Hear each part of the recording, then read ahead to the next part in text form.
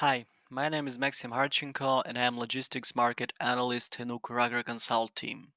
Today I am going to tell you about the past and the future of the Ukrainian small Danube ports.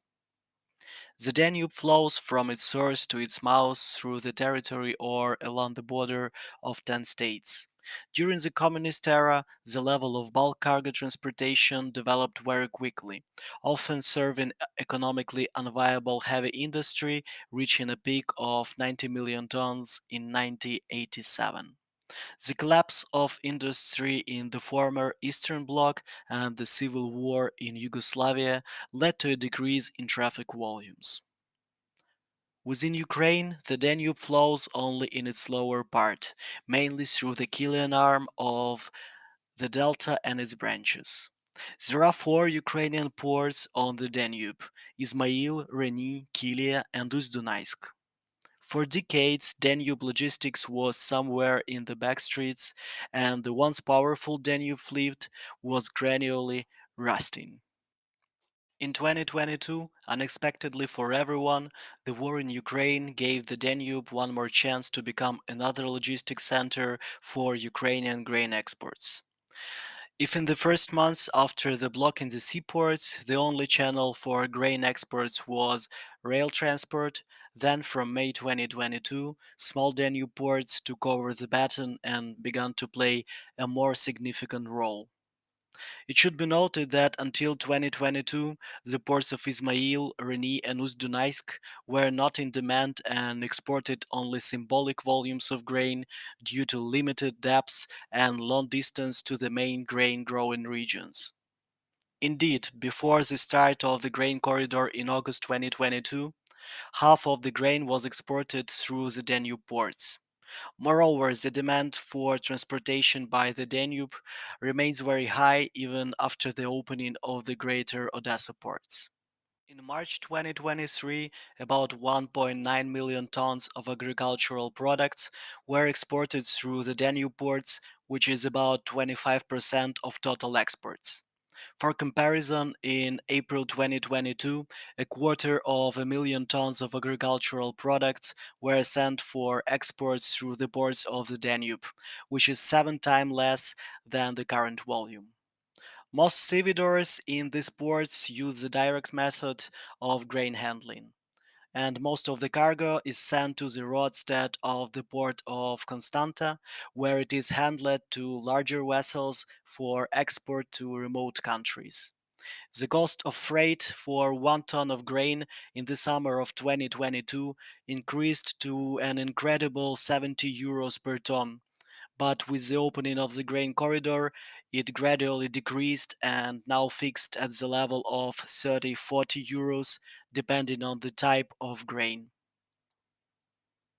A package of services with loading at the port, delivery of grain to the roadstead, and transshipment will cost the exporter an average of 55-65 euros per ton.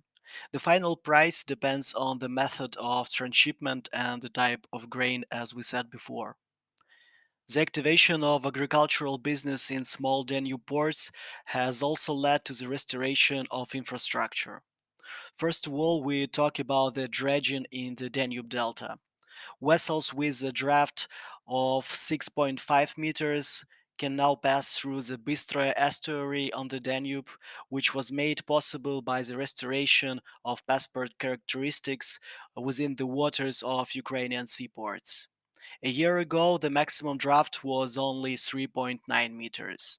After dredging, not only barges but also coasters are able to sail along the mouth. It is expected that the dredging of the canal will allow exporting an additional 500,000 tons per month, and therefore the maximum value of exports through small Danube ports will increase to 2 or even 2.5 million tons of grain per month. In the future, Ukraine is considering the possibility of deepening the Bystroe estuary to 8.2 meters.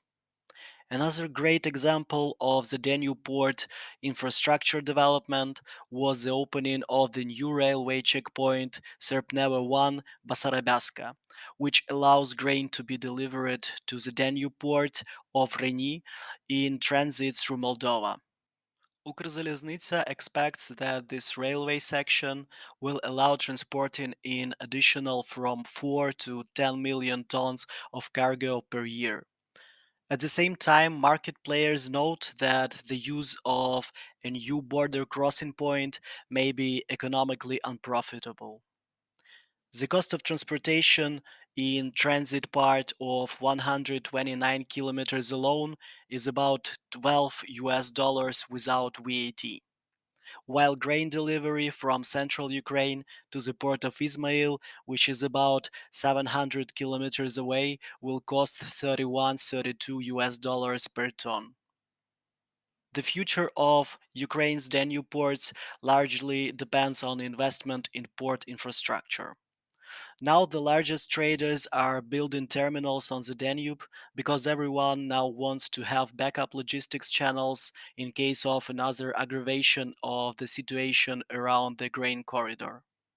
This year, several projects are being implemented in the Danube ports. Kernel Holding plans to continue investing in its facilities in the port of Reni, which was acquired in early spring. It is planned to attract investment for these purposes thanks to the US aid initiative on agricultural sustainability. 8 million US dollars will come from US aid and more than 3 millions from three Ukrainian business partners. According to Kernel's forecasts, joint financing will increase the grain transportation capacity by 3 million tons per year. Nibulon received investments from US aid and used them to expand the operational capacity of the Bessarabian branch in the port of Ismail. Nibulon has become a member of the new US aid private partnership program together with Grain Alliance and Kernel Company. The investment volume will amount to more than 44 millions of dollars. With a capacity of 300,000 tons of grain per month, the expansion of the grain terminal will facilitate the export for an additional 2 million tons of grain per year at the final stage of the project. In addition to these two projects, other initiatives are also worth noting. Asket Shipping begins construction of a granary in the port of Ismail.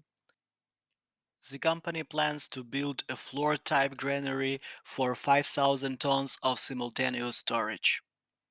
A new company, Fram Shipping, plans to start operating in the Reni seaport. It has set a goal to reach the handling of 2 million tons of cargo per year. The technological process that the company will use involves transshipment of bulk cargo in a direct method, that is, from motor transport to vessels using a belt conveyor, without storing grain in the port's warehouses. In the village of Orlovka, Reni district, a ferry crossing was turned into a grain terminal. It is also planned to organize transshipment of vegetable oil and build two warehouses for 15,000 tons of simultaneous storage. Local stevedores hope that after the full resumption of operation of Ukrainian ports, they will be able to ship grain from Bessarabia and Moldova, potentially about 3 million tons of agricultural products. Despite of the grain corridor prolongation, Ukrainian companies are seriously committed to develop their export capacities in the small ports of the Danube region. In conclusion, we must say that it will be difficult for Danube ports to maintain large cargo flows after the end of the war, but the gradual rebuilding of the fleet and investments in infrastructure will attract sufficient volumes of agricultural products in this region. Thank you for your listening. Subscribe to our products to stay informed about grain logistic trends. Bye.